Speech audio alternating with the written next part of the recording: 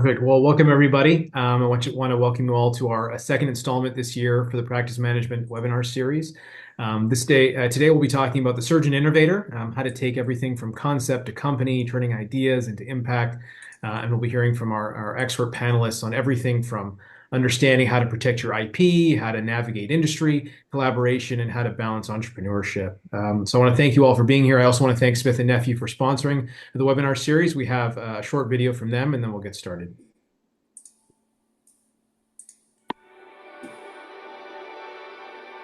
When precision is demanded, when every case is different, when time matters most, robotics should work with surgical skill, supporting judgment, fitting naturally into the workflow of shoulder surgery, amplifying what the surgeon already does best. Personalization across reverse and anatomic, designed for the complete procedure. Confidence where it counts. The freedom of handheld robotics. Cori XT. Skill amplified.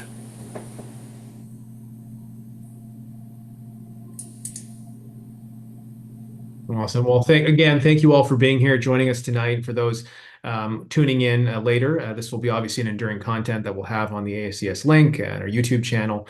And it's really just trying to amplify our ability to give people access to different educational opportunities. And what we're trying to do in the practice management committee is really try to bring new ideas. We know that a lot of us have side hustles outside of just orthopedics and shoulder and elbow surgery. And this is really just trying to have a conversation about what that looks like, how we can learn from some of our colleagues who have done that really well, and how to protect ourselves and grow and try to increase our ability to engage with other things just outside of shoulder and elbow surgery. So we'll get started. We're going to start off with Dr. Murthy, then we'll move to Dr. Abood and Dr. Carpenter. After each talk, we're going to have time for questions. If there's any questions in the chat, please put them in there. We'll try our best to answer all of them. Otherwise, we'll just try to have our own conversation here and try to probe and get as much information out of these experts. So, Dr. Murthy, if you wanted to get things started. All right, how's that look? Perfect. All right, thanks, Afis, and everyone, and thanks for everyone who's joining us. I'm Anand Murthy from MedStar Baltimore. I'm going to give a talk on protecting your ideas, what every surgeon should know about IP. Something I wish I would have known, and I put some work into this also about how we get there.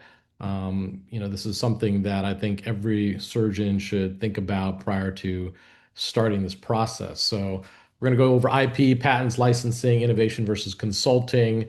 There's various things in semantics of talking about discussing industry involvement, whether that's med ed, royalties, design work, research support. A lot of this comes down to your experience that you have. That's what they want to see. There's also non-orthopedic things, working in publishing, designing apps, publishing books, working with work comp, things like that. So what's innovation? At the beginning, it's sustaining or incremental improvement in designs, breakthrough tech like the reverse, disruptive technologies like the balloon, and then continued advance on things that we've already been working on to make them better. So what do you need to know about IP? You're the innovator. Be careful that everything you generate can be IP. You have to be cautious. I've made these mistakes. I know many of us on here have. Unknowingly signing away your IP. And be careful that IP makes you a strong, better partner and when it helps you connect with industry across the board in this huge market, $50 billion. So here are the four pillars of IP: patents, trade secrets, trademarks, copyrights. We'll focus on patents and trademarks. So there's utility patents, which we're talking about novel devices, design patents, how long they last. You should know that. That's been changing. Trademarks, these names, devices, surgical program branding, like Joe has Shoulder 360. Hafiz has his programs, OC Shoulder. And copyrights, understanding, surgical techniques and things like that. So what can you patent? You can patent instruments, retractors, devices, implants, from the drug-eluting implants to hardware techniques like double row. Now we're getting into this bottom row of like AI methods, imaging tools, diagnostics like Synovusure. And then you have patents, and I was, very fortunate to design and to obtain many patents when I designed the Ignite shoulder system that we eventually licensed away. And learning that process, it was pretty cool, and understanding what the FDA needs and what the patent office needs to get a patent approved. And you need to understand as you're going through this process what the difference between consulting and IP is. Consulting is subject to anti-kickback statutes and False Claims Act, and is your fair market value. Intellectual property is protected by the Constitution. So this happened in 2007. Four of the big companies were charged with conspiracy to violate anti-kickback. Lots of fines were paid. Investigation uncovered evidence that healthcare decisions were being made based on a doctor's wallet and not on a patient's well-being. So you have to be cautious of the kickback versus the royalty, and this is kind of the definition of those two. So a royalty is a payment to the composer or the author for a copy of a work sold to an inventor for each item sold under the patent. So, and a kickback is obvious too. So, what's IP? When you talk about developing your own IP, it's got to be useful, novel, non-obvious. These are terms you need to know.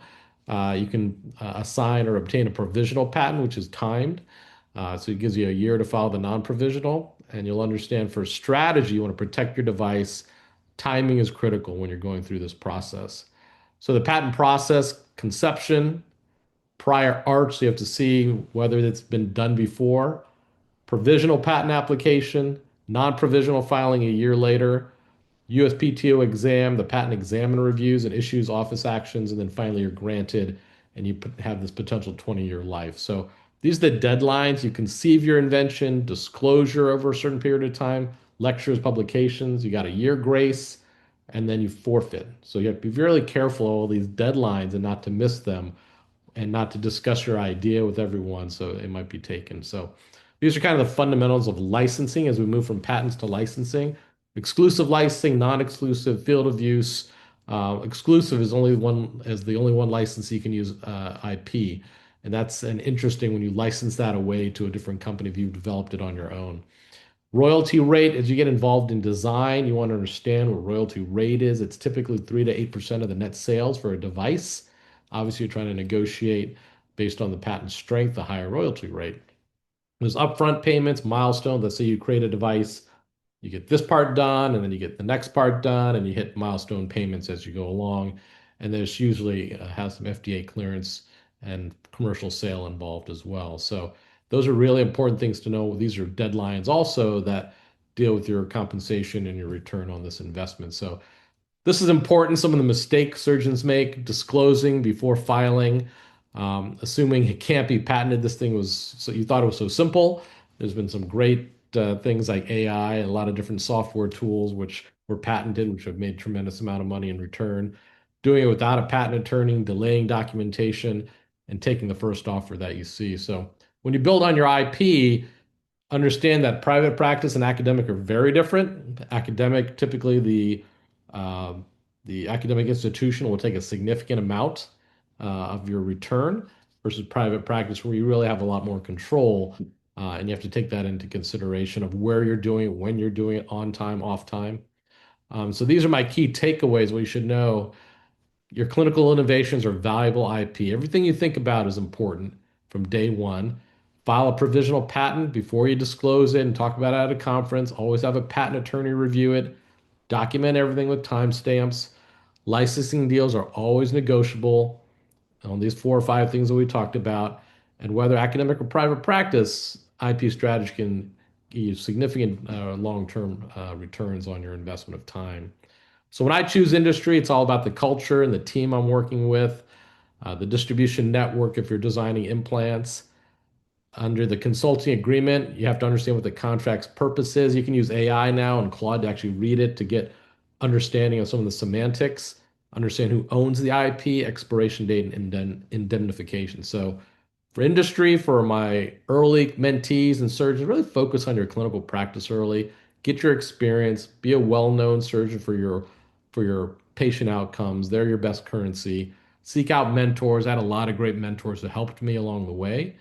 Educate yourself, reading webinars like this, and understand the economics of what you're doing too. That's it in a nutshell, Hafiz. I hope that helps. And we can take any questions too. Yeah, that was great. I think it was really, really helpful. My first question is, So, a bit of a shameless plug. We just had the bots meeting, right, that you were at. So we had a meeting looking at, orthopedic technology and conferences, and a big part of that meeting was having startups come, and we had a pitch competition. So if someone has an idea, and this is kind of, I'd like to take out everyone's opinion. I mean, John, you've had some experience with this as well. So if I am a surgeon, I have an idea. Um, what do you think the best way forward is? Is it taking that idea, going the startup route, finding, I'm going to make a patent, I'm going to get out my idea, I'm going to create my own company, I'm going to try to find seed funding, I'm going to go through multiple rounds, I'm going to go the startup route? Or do you think it's better in this day and age to say, I have an idea, I'm going to go to a strategic. So I'm going to go to a big three company that we're all aware of and say, do you want this idea right away? What is your experience? Because you had on both sides. What do you think? And then John, I'd like to get your opinion too. So what do you think? You're talking to me first? Yeah, first you, Yeah, because you've worked on the startup side, you've yeah. worked on this side. What do you think the best How way? much risk and time you're willing to take, you know? So the Ignite team, Brian Hodrick and Matt Purdy, tremendous amount of risk they took. They left their jobs, built a startup, and said we're all in, and they developed and they had a huge return. Our team had a huge return on that. So if you're going a little less risky, going to a strategic, which has great distribution, like a big one of the big 4 or 5 companies, easier because they have resources. It's hard to do this in your garage, building prototypes, 3D printing, things like that. So I think those are kind of things. What's your risk acceptance and time to how long can you wait? I have friends who have developed anchors. It's taken a decade, versus we developed a shoulder line in about 4 or 5 years. John, what are your thoughts on Yeah. this? I mean, you kind of developed on the strategic side as well with ideas that you've had. So what do you think? Yeah, I think it's really interesting. I think Anand brings up a very important point. I think really understanding the culture of the company you're going to work with before, if you're going to go down the road of working with one of the bigger companies, really understand the culture of the company and the team of people you're going to work with is extremely important. And I think Anand's point was another good one, building your practice and really getting a feel for that before making a commitment. The challenge is you don't want to commit too early and realize that the team or the culture or perhaps the pathway that the larger company is going down is not the one that you envision that you want to be a part of. So I would say it's a long career. It's 30, 35 years. You want to take your time, make sure that you're going to go with the right partner with that. And again, I think Anand's point on culture is critical. Hafiz, love to hear your perspective on this as well. Yeah, I mean, I think it's really difficult because I think the point's well taken in terms of what is your time horizon and what is your risk tolerance. Obviously, I'm getting more and more involved in the startup world, but that is high risk, and it is hard. It's hard to get funding, but it's also hard to get people to get buy-in. So, I had a conversation. We had, this meeting. We had a guy from London come in, really interesting startup. And some of the best conversation I had is actually today in the US, when you're looking at a startup or an idea, money's cheap, favors are expensive. And that's actually probably true now because access to capital is not that hard. The issue is finding the right people to partner with who believe in your idea.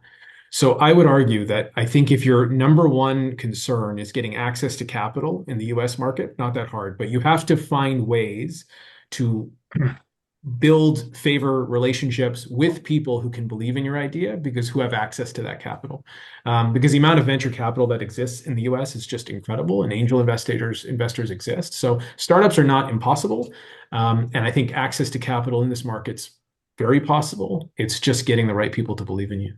I agree, Hafiz. When I was at the meeting, it was not about, the all the startup players were not talking to me for investment. It was, can I get in front of you or can I get you to put me in front of the right people, Because that's with all these startups, that's their key, right? It's networking into who's going to acquire them or invest in them and take them to the next level. So I Yeah, the agree. hard part's being in the right room, not really access to money anymore. So I would just encourage those listening who are thinking about something that don't just run away from the startup. It's all possible. And don't let money be that thing. Just it's more access. That's my opinion. Anyway, so Dr. Abood, Money and access and time. I'd probably say money, time is my most important commodity these days. So it changes as you change in life. So thanks for the opportunity, Hafiz and ASCS, for having me and enjoyed your talk on. And so for me, I was asked to talk about partnering the right way, navigating industry collaboration, avoiding conflict pitfalls. And I think some of the young audience members here are pretty interested in understanding, hey, I just finished my training and I'm working and I want to get involved, and how do I do that? And I think it's important to understand that process. And this hopefully will touch on some of these important points, and happy to take any questions. Early in your career, as Anand said, you want to focus on clinical care because everything's founded on clinical care. Everything else goes away if you don't have excellent clinical care. Build your reputation. Networks, again, similar to what you were just saying, the networks are locally, regionally, nationally, internationally, and those take time and commitment. Those involve traveling, meeting with people, taking, you're showing your time and effort and your thoughtfulness. And there's a no BS rule. So, once you sort of smell BS, walk away from it. Don't sit there and wait for it and continue to work with somebody who's you think is going to take you down a wrong path. Um, how do you move up the ladder at industry if you're interested in that? I think early on, it's like the comedy club. You go to try out. You get to do medical education at lectures and labs, and they see how you teach. And you have to get comfortable being uncomfortable because you're going to be one of the youngest people teaching somebody who's maybe 50 or 60 years old how to do an arthroplasty or how to do a cuff repair. And you got to be thoughtful, educating the person, but also credible and not arrogant. Um, Providing feedback to the industry partner. So telling them, well, I like this, but I would change this. Not necessarily giving away IP, but showing them that you're a thinker. And then if you're pretty good, you might get involved in advisory boards for companies. That's more of a mid-career thing, and product development. I think companies start to look at you. Are you a good educator? Are you a good researcher? Are you a good innovator? Do you work well with teams? Are you all those things? And I don't think it's always that you're all or none. You may be some part of those. And then sometimes you may be somebody who's worked with a company for a long time, and your opinion matters not only in a certain area but the entire product line. So you may become a product development ambassador. Um, what is the value that industry brings? And obviously, there's key value. It's a partnership. It's not in any way something that's negative or bad. A lot of times, it can be very helpful in your career with procedural support. A lot of the people understand how to do things very well. They see a lot of surgeons. They can give you feedback, especially early in your career. They can help you market. If regional marketing is helpful, or you want to get your name out there, they will help you with that. They also are very interested in clinical research, particularly for procedures that are involved with, whether it be arthroplasty, cuff repair, biologics, and they oftentimes will want to have multiple centers doing prospective research and funding that research with FTE support. So it helps offset your overhead, gives you the opportunity to do research, but also develop your footprint.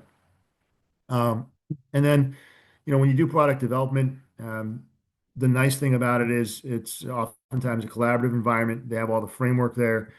You're giving your intellect and time, but you're not necessarily doing the legal and or putting out the capital for developing intellectual property, which is big. Developing your own IP, even if you can do it, it's very costly, especially when you get to the point of patenting OUS and US and renewing each year. Those fees can start to come hundreds and hundreds of thousands of dollars pretty quickly. So you got to know that.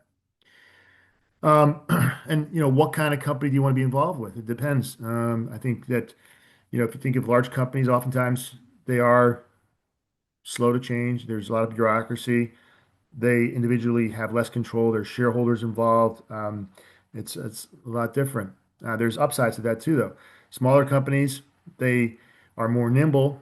They can bring things to market faster, but they have fewer resources, less capital. Their distribution networks are smaller. Ability for commercialization is more limited, but you do have usually more personal relationships. But I don't think it's either or. You can have good relationships on either side depending on the people that you choose to work with and how the organization's culture is. And I think that's important. I think large companies that are successful still remember the framework of what makes you successful: communication, culture, um, respect, and sort of understanding, everybody has a value and listening to everybody. So a case study, let's just say you're a young surgeon out there, you want to get involved with a company. Um, Most likely you're going to get involved with a small company at first because you're just getting your feet wet. They're interested in getting somebody involved. A lot of the more senior surgeons are already involved with larger companies. So quite naturally, the smaller companies want the younger individuals. So the challenges with these smaller companies, there is uncertainty. There is potentially high returns, but again, there's limited resources. They do oftentimes have you get involved in a lot of things, including testing and adapting. Um, they will oftentimes need external investments. There is not this money that's coming in from their current revenue source, and part of it's put for developing new products. So sometimes you'll be in front of the individuals asking for money, telling them why they should consider putting their investment into this company. And then you have to understand the distribution networks. And I think this is the thing that I learned after about 5 to 10 years of being attending and starting to get involved with companies. You can have a great idea, but if that idea doesn't have a good distribution network, or is not something that the bigs are interested in, it probably will have a hard time getting any credibility or foothold anywhere, and oftentimes will end up dying. Just because if there's no revenue, there's no market share, and there's no interest from the bigs to buy it, it's very hard for it to sustain, especially in the American market. So these lessons can be costly, but they're very valuable to learn early on to understand how this works. Because I think you can read about things and you can hear people lecture about things, but when you experience them, they're much more real, tangible, and they unfortunately are much more memorable in your mind. So the learning process of product development. So I'm sure all of you have ideas out there. Those ideas you want to vet, you want to have people you trust if you want to talk to them about it. You want to have NDAs. And then if those ideas are good and you have a team and the team starts to develop uh, a prototype and there's potentially even clinical use of it and revenue, you're going to start looking at how do we raise more money and capital, how do we get investors. And then you're going to have people evaluating technology, not just you and your friends, but now people who are cynical or people who are looking at it with significant skepticism because they are putting their money and they want to know what is so unique or important about this product. And then there's the iterative process, right? You have a prototype. Well, the ergonomics aren't good. The color's not good. The weight's not good. The cost is too high. All those things matter when you're doing iterative improvements on your product or idea. Um, you know, until you get involved, you don't realize the amount of people that are involved in an idea, from the engineer and surgeon to the scientists, the marketing individuals, the commercialization team. All those people are very important because all of them represent an important aspect of the idea and how you bring it to market. Like I said, you oftentimes, if you're believing this and it's something you help develop, you're going to have to get vocal about and get in front of investors. And sometimes that's uncomfortable because they're going to ask you questions that maybe you hadn't thought about or interested in. But that's an important aspect of this. No margin, no mission, no mission, no margin. There's kind of symbiotic relationship there. Um, how do you structure your return, right? So I think that if you're working, especially with a small startup, they're often going to offer you equity or stock options. Um, Oftentimes they won't pay you on the front end, and you got to be careful about that because I can tell you I've worked with some companies and I've put in a couple hundred hours and very little return, a couple $1,000. So I think structuring it in a way where there's some equity, there's some upfront pay, and maybe there's some royalty if it goes to market is a good thing to do. So you diversify your risk. I think it's great to do things that are exciting and creative, but at the end of the day, if you spend a couple hundred hours in cadaver labs, et cetera, away from your family and you have nothing to show for it, I think that's probably not the smartest use of your time. Um, and we know the biggest salesman here is Kevin Hart, so he's an expert at doing this. Um, so consider a diverse structure, understand the tax implications of this stuff, whether it's capital gains or typical um, um, tax for earnings. And also, this is an example here. So this is a company that probably in 2010 I got involved with. It's a transosseous cuff repair technique, and there's several of them out there. And you may wonder why they not caught fire. Well, I learned the hard way. They haven't caught fire, not because they're not interesting or innovative or disruptive. But the biggest thing is they cannibalize what the bigs already have, suture anchors. And when you're going to change an entire way of an industry doing something, it's going to be very hard unless there's money in it or you're going to increase their market share. Well, this doesn't increase their market share. There's a disposable handle that provides you the ability to do a transosseous cuff repair with the equivalent margin or maybe less so than multiple anchors. So, when we started this, we had a great team, great designers. We were getting some money in, and we actually brought it to market. It was FDA approved, used it commercially, had sales. Distribution was tough. And when we tried to look to the strategics to buy it, a lot of them, I think, at the end of the day, we learned we're kind of like, well, what are you actually adding to our portfolio? Not much. You're just repairing a cuff with a different widget. Um, so worked on about 100 hours, labs, product evals, raising capital, sales meetings, early evaluation, patient use, outcomes, research, end result, no ROI. So I learned a lot, but I made a lot of good friends. But, you know, I think that as I get older, I'm much more uh, skeptical and a little bit more discerning in what I decide to spend my time doing. Um, so all these things I touched on. So product development, working in a team, it's all interesting and fun to do early on in your career. There is a lot of competition. Realize the USA is the best market, not just because I'm an American and proud to be American, but it is the best market. So if you're going to get something to market, if you get it in the United States, then oftentimes you get it other places because that's the best market. That's where everyone wants to be for sales. And you know, they say you want to do your banking in Singapore, and you want to do your launches in Miami because the banking's best in Singapore and the visibility is highest in Miami, highest saturation of influencers per capita. So hence 360. So approach with caution. So for all these out there, I think it's fun to do. I think it's a part of your career that you may want to get involved with. It is a lot of time. It's not all glitz and glamour, but it is very rewarding. You can, get out there and change patient lives and satisfaction. But be careful what you go into and how many hours you're spending on it. There's no guarantee that it's going to necessarily, at least in the financial perspective, pay off for you. Thank you. That's great to hear your perspective, Joe. And it's really, I mean, I agree. At some point, you have enough friends and you, you want to see an ROI on it. I'm with you on that one. So I think, the question I have, and I think especially my contemporaries have, is this concept between, small company, large company that you brought up.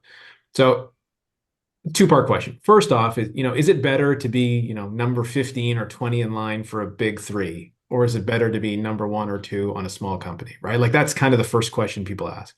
And the second question is, when you get involved with smaller companies, which is usually how it starts with, the problem with some of that is that if you get involved, then you develop a conflict list. And then if you have a conflict list, then a big strategic or someone else may not want to approach you, or you may not be able to. So how do you navigate that? So the concept of, let's say, you're less than just under 10 years in practice, you're trying to get involved in all this stuff, and someone comes to you with saying, hey, why don't you be the designer on a smaller company? And all of a sudden you're conflicted, you can't go the other way. Is it better to wait it out for, a big three, to be on the big three roster, or should you be waiting for the smaller things? How do you navigate that question?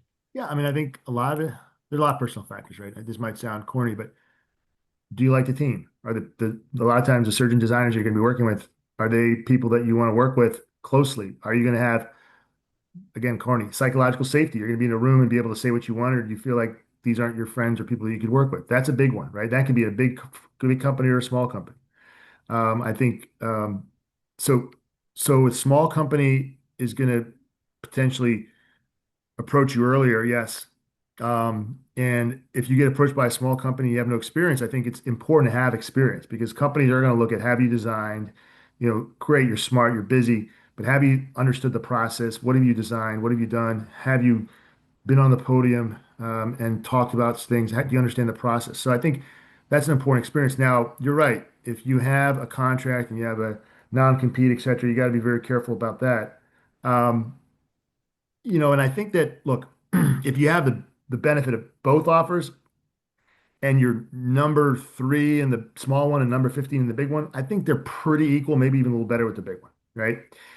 I think if you have no offers, you're probably going to go with the small one, right? And I think I have a good friend that once time asked me, should I join a company? And it was a big one. And they had offers from other companies. And I said, if you don't join this company, I think you're either arrogant or you're really kind of foolish or you're greedy, all not good qualities. Because big companies, generally, if they ask you and you're young and you're kind of, in the fold of the 5 to 10, that's a pretty good thing. You can always go back to the small companies, but big companies don't come along that often. And I think taking that opportunity and seeing where it does is a good idea. A small company, not to say they're always a dime a dozen, there are a lot of small companies. You could sort of probably, if you want to, whoever you are, you may want to get involved with a small company and learn a lot. They may ask you, but the ROI, whether it be financial or being able to show a product and travel the world and do that, it's pretty hard with a smaller company. So it depends what appeals to you, right? So to me, I think that depends also on your time of your life. When you're young, I think you have time and you can explore smaller companies. When you're older, those smaller companies are a little more risky, and you may want to go with larger companies if the opportunity is good. Hafiz, love to ask you your perspective, just coming back from the meeting last week. What are some of the things that you think some surgeons should look for in the smaller companies that you think are going to be more indicative of success than failure as they start working with them? Yeah, I think one I mean I actually think we should start looking at not market cap is not the right word, but market saturation or market penetrance or marketability. I think those are really important factors that maybe we don't really talk about as surgeons. So I think if you're talking about a big, strategic company, you'll get an idea of that. But if we talk about smaller companies, there's a big difference between a smaller company and a startup. So I think if you are looking at a smaller company that maybe have an IPO, maybe publicly traded, maybe privately held, that's something where, okay, you're not, let's say look at shoulder arthroplasty, for example. We all know who the top three leaders are. A smaller company is number four, five, six, seven, maybe. A startup, like not even on the list. Those are very different things that we should talk about, right? So I think if you are looking at a four, five, six company, that's a different conversation. Sometimes they're more nimble, maybe they're this. I think if you're looking at for startups, I think in the startup world, you really have to understand very often the leadership team is very small, like two or three people. You need to look at burn rate, which we don't talk about. What is burn rate? How fast are they burning through cash? We had one startup come and asked, what's your burn rate? Really low because the CEO doesn't take a salary. Okay, well, that's a good sign, right? So they obviously believe in their product and know what they're doing. If their burn rate is, hey, by the way, there's certain rounds of funding. We've had a Series A, we've had a B, a C, a D, and you've never even heard of this product, and they've had multiple capital raises. Chances are they're burning through cash pretty high. So I think the first thing you should look at is differentiate what are you actually talking about in a small company. They're very different things. If you're looking at a startup, what is their burn rate? How many raises have they had? Have you heard of them or have your colleagues ever heard of them? And if the answer is they're burning through cash, they've had multiple raises and no one's even know they exist, stay away. If you're saying, wow, this is a really interesting idea, they've never actually had to gone beyond like a seed round or a series A, maybe that's something to think about, especially if you don't have any other offers that could go into it. I think if you're looking at smaller cap companies, I think a lot of it has to do with the culture aspect because you have to spend so much time doing these things. And if you can't stand the people that you're at dinner with, three times a month, I mean, that's not going to go very well, right? And not only are you going to hate your life, the relationship is not going to go very far because so much of it is not only your investment in the product, it's the company's investment in you to be a good ambassador for the product is the best, probably the best way to do it. And if you don't like each other, that's not going to work. Dr. I Murthy? wanted to comment on a couple of things. Joe was great. Um, that I think Joe and I have both learned from experience is this whole concept of doing work for free, for the small companies. And that's understandable, but that's where, if I had to do it over again, would have taken some equity in that company, versus hey, just hang out and make some friends and and build it from there. So, and they're willing to do that, and that's something you just have to understand. And then how does that equity come and result at the end when it's sold? You have to understand all those kind of, and it's hard when you're young and you get this ask, you're just like, I just want to be in and part of the team, part of the cool team. But you have to understand that. And then the distribution part that Joe mentioned too, it's huge having a distribution network. And the team, if they have a history of being successful, it's usually a good sign too. If they've come from other companies that they have sold or been acquired, that's also a great thing too. Perfect. Shannon? Yeah, I just want to say thanks, guys, for having me tonight. Let's see if I can figure out how to share my screen here. How's that look? Yes, no, maybe so. Great. Looks Looking great. good. Thank you, Shannon. Perfect. Sorry, couldn't hear anyone. So I was tasked with talking about how to build innovation without burnout. So how do you balance entrepreneurship with their current job, which is patient care, as well as everything else? So far, we've discussed protecting your ideas, IP, patents, licensing, and then partnering the right way with industry collaboration and different conflict pitfalls. So my job is to teach you how to do all of this and still stay what somewhat sane. You can ask my husband how sane, but somewhat sane. So I would say before you do anything else, be sure that if you're innovating and you're taking time out of your surgical practice, let's be honest, like orthopedic surgeons are well respected, we are well remunerated. Like, we don't really need to do a side gig like some of our other medicine colleagues, right? But I think that we are innovators and engineers and developers. So just be sure that you're picking an idea or a fight that you'll still care about in 10 years. For Joe, when he was talking about transosseous rotator cuff repair, was that really his passion, or was that just a project that he was a part of? Because I feel like burnout is rarely due to the workload or what you're actually doing, but it's actually due to mission drift.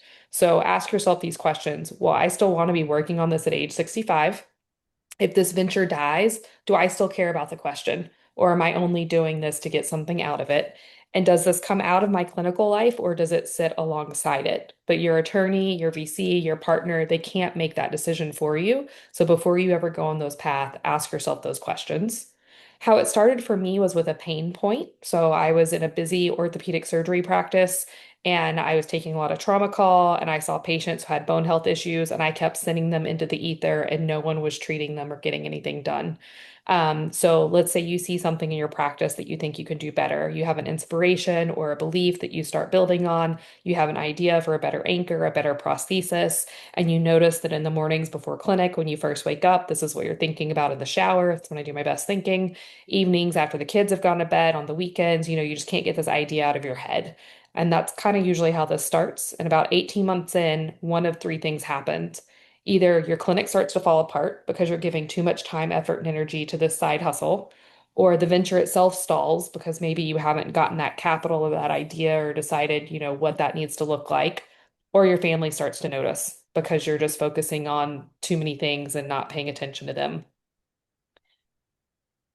Just realize that as a surgeon, we're used to being able to work harder to get out of situations, to get through situations, to make things happen. And I feel like entrepreneurship and innovation is something you can't grind your way out of. You have to build your way out of. So it's not a discipline problem, it's a structure problem. So there's three principles I want to share with you tonight. The first one is whatever your practice is that you're already in, let that be your anchor. Your surgical practice comes first. Let the side gig be your side gig, let the venture be your venture. But, your surgical practice pays for everything else you want to try. It's where your credibility comes from, where your name comes from. The problems that you're trying to solve, it brings you the patients to solve those. And when the practice suffers, so do you, and so does everything else. So never forget that's the number one thing. And for me, operating days come above all else. And so, no matter how much time, effort, and energy I've put into building my bone health clinic, I always treat the OR like it's the very first day I've ever been in the OR. So don't ever get distracted from that principal thing. Number two, you have to have a team. So Joe mentioned earlier that it's really crazy how many people it takes to bring an idea to fruition. It's the same thing, I think, with any kind of innovation or build. You have to have a team around you, whether you realize it or not. It's not done by yourself, and know what your time is really worth. So, especially early on, there might not be a lot of capital, so you might try to bootstrap a lot of things yourself, which is fine, but you have to know the true value of your time and outsource when it makes sense. So if it takes me 10 hours to do something that I can pay someone else to do something in four, like do that, right? Hire that done. My best hours belong in surgery, making judgment calls, and treating the patient in front of me. The first three people I hired, besides my DEXA tech that came with me to start the company, a practice manager, an NP, so I was no longer on the front line seeing patients, but medically directing, and then a virtual assist to help them my front desk. Best money I've ever spent. And by Q1, they had paid for themselves. So outsource things, but also stay close enough and learn as you're outsourcing what's being done. So, like, I have billers right now, but I've worked with them over the last couple of years. And so I understand their process. I understand what they're doing. I understand what I'm paying them for. I'm not just writing a check every month. So outsource, but also manage and supervise. Principle three is solve the problems that your day hands you. So don't, imagine imaginary problems. Like, literally treat the pain points that are in front of you. That's where the best innovation comes from. So what I found is what frustrates me in the clinic on Tuesday is what I end up working on that weekend. And I'm constantly iterating and increasing my efficiencies. So we've built like a entire patient dashboard on loading. We have a referral tracker so I can circle back and see if my referrals are still continuing to refer to me, that they're happy. And then I built like specific macros in my EMR so that there's consistency across all my providers. I built a report so that patients can see all of their data. So, your day in and day out problems is the work that you're actually in. I thought that this was really important. I'm kind of getting towards the end of this flywheel. My clinic has been open 4 years now, and people only see what's on the outside, right? They don't see the late nights, the long hours, the computer that comes out after my daughter goes to bed. And most of the work that you're doing is invisible for a long time. And the first year, it can feel like nothing's happening. The second year, you can be like, oh my God, what did I do? This is a terrible mistake. I should have never started this venture. What was I thinking? And then by year three, these pieces start to work together, and I call it the flywheel. So it says to be patient with yourself in the quiet years because that is the work. You're building the traction, you're building the systems, the processes, the device, the patents, the team, whatever it is that you need to do to be successful. And then the second thing I wish somebody would have told me is that the most important person in this is the one that you go home to, because my husband is my rock and I came to him first. He happened to be out of town when I came up with this crazy idea of the bone health clinic, and he came back and I was like, "Hey, I have this idea and I want to run it by you first," because if he were not 100% supportive from the beginning, I wouldn't have taken it off the ground, right? Because I knew that it was going to take alignment in our goals. I knew it was going to take alignment in our purpose. And, we took our lake house money that we had set aside to build a lake house. I'd even shown Murthy like the designs of, we had fully designed it. And we took that money instead and put it into a clinic. My clinic came with a pond, so I always joke that that's our new lakefront property. But just be sure that whoever you're coming home to, or whoever your family is, or whoever your people are, that they're a part of what you're building. And talk about alignment more than money. Because if those people in your life are not a part of the story, then that story won't last. So the point of innovation is not to build a company or a product or to cash out. To me, the point is to live out your reason for being. I feel like we're all put here for a particular reason, and your exact Venn diagram of experiences and history and what your interests are and your talents, those all pull together to be this unique idea that I think you're gifted with. So that can be your purpose, your legacy, your freedom, whatever you want to call it. But that is what carries you through when the time gets hard. And I think that's what prevents burnout. So be sure you take care of whatever your practice is, take care of the people that are around you and your team, and take care of yourself. And I think that's how you do innovation without burnout. Thanks.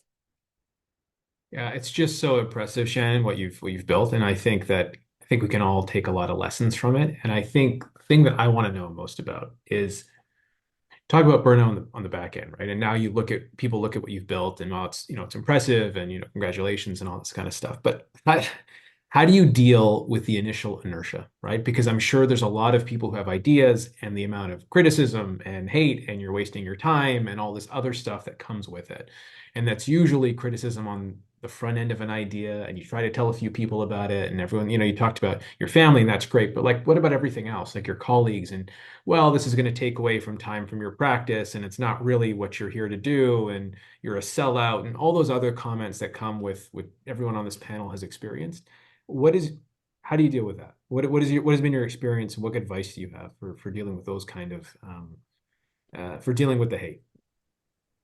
Yeah, I still, so my BHAG, my big, hairy, audacious goal is for the face of osteoporosis to look different by the time my daughter is old enough to have it, for fracture prevention to be a real thing, and that one out of every two women will not be fracturing by the age of 50, right?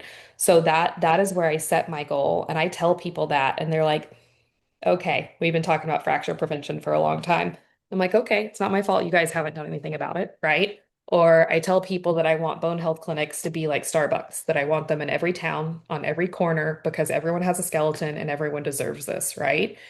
And I think you just have to be, they talk about entrepreneurs holding on to their beliefs tightly, but also being willing to pivot. You have to be flexible. So you have to have almost this insane amount of dedication to whatever it is that you're working towards, and that's your fuel. But you also have to be willing to pivot when things change. So in the light of new data, new information, you have to take that vision that you have and morph it accordingly. And I think those are two characteristics that are really hard to find in a single individual. And that's where the team is really important, and having advisors around you to say, okay, am I crazy or is this real? Like, are we really going to do this? Is this really going to move the needle on something like we think it is? Or are we just adding to the noise in the space? And so I think, Hafiz, to get around the hate, you have to have a good team of supporters around you that are also willing to speak truth into your life. I think Shannon hit it as you're developing this 10-year project, and congratulations, Shannon, you're a rock star. That you see data that's coming back, metrics that are coming back, you have to be willing to pivot. The economy has changed. We got new medications, new diagnostic tools, and you've been able to do that, and that's tremendous. And you're actually making a huge impact. Joe, We're Joe, trying. Joe, you first, because I think everyone wants to know this, right? I mean, everyone on this panel, we all know everyone watching knows who everyone is here, right? And I think that everyone kind of has the same question, right? How do you get over this initial inertia? And we could Yeah. talk about some startups and everything too. And I know for a fact you guys have dealt with it too. So what do you think? John, start with you, and then we'll go to Joe. What are your thoughts in terms of that? No, I think it's great. And I really, Shannon, what a wonderful presentation and congratulations on what you've accomplished.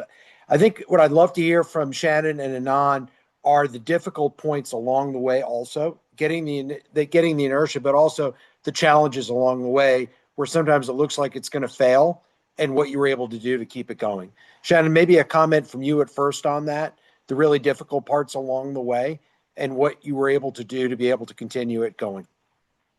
Yeah, I mean, just so many difficult parts. And I think that's where that iceberg picture comes in, is there's just so many things that you don't really account for. One of the very first ones is that I went to open my clinic and Blue Cross Blue Shield said, we don't need another orthopedic surgeon in Kansas City right now. And I was like, time out. Number one, I'm not acting as an orthopedic surgeon here. This is a whole different concept. You do need this concept. And so we actually had to get creative and like donate to a charity and take people out to a baseball game and find the person that was the person to get that to happen, to get my credentialing through Blue Cross Blue Shield. So I think you just have to, one, recognize the hurdles when they occur, and you just have to get really creative. And I think tenacity is just a huge thing. You have to believe in your idea so much that you're like, you know, like they talk about Edison inventing 1,000 light bulbs or whatever. You don't give up, Like I hear you say no, but what does it take to be a yes, And you just keep with it. Joe, what do you think? I mean, how do you deal with like how do you I guess a good question is how do you get people on board with your vision of things when it may be unique? Because that's really what a lot of this is, right? Like you have an idea, whether it's a device, a prosthesis, a clinic, or whatever this is.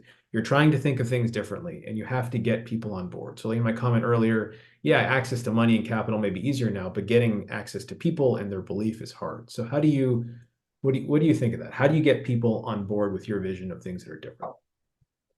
I think anything that's really good, at least in my life, that I've been able to do, is grassroots. You start small and with people that you're working with, and you're doing a great job, and people notice, and they start to want to join in and work on it. So, I don't think I've ever had an idea and said, let's do this. We're going to start it tomorrow, and we're going to have 100 people.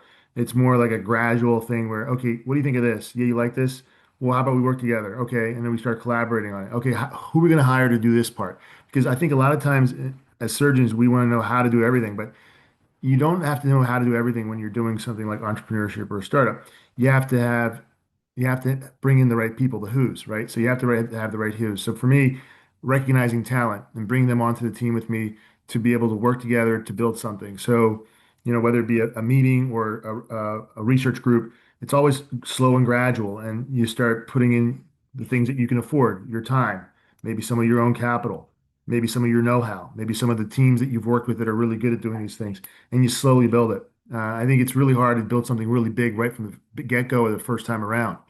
And you have to also have confidence, and confidence comes from the experience of doing things. So you do something once, and you do another thing, and then you do another, you build upon it. So I think, that's the way I've been able to do development and entrepreneurship in my life. That's what's worked for me. It may work for other people different ways, but for me, I try not to take on more than I can chew, gradually do it, and working in parallel with other things that I'm doing so that I'm not stagnating on one thing. Maybe I'm working on this, but in parallel, I'm working on something else. So one thing slows down, I have something else to kind of put my energy in. So that keeps me excited and energized. I think I agree with Shannon about burnout. If you're doing things you love, you don't burn out. It's when you're doing the things you don't love that you start burning out. And I've experienced both of those.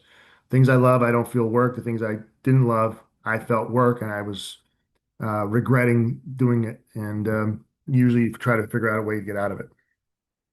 I don't know if that helps, with these. Well, I think that's exactly what exactly what I was asking. So I think that's very helpful. No, I think I want to thank everyone for being here. Any final comments before we end for the evening? No, there's no questions in the chat. So again, I want to thank all of our panelists for being here. This fantastic talks, fantastic education. I think really helpful for everybody. Hopefully we can continue on this with the ACS and providing support in this type of education.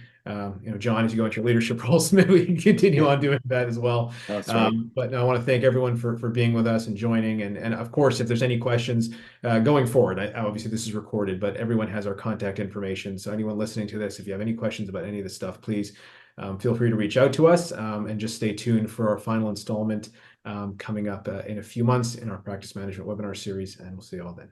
Thank you very much. Thanks, guys. Thank you. Thanks so much. Have a good night. Really enjoyed it. Thank you.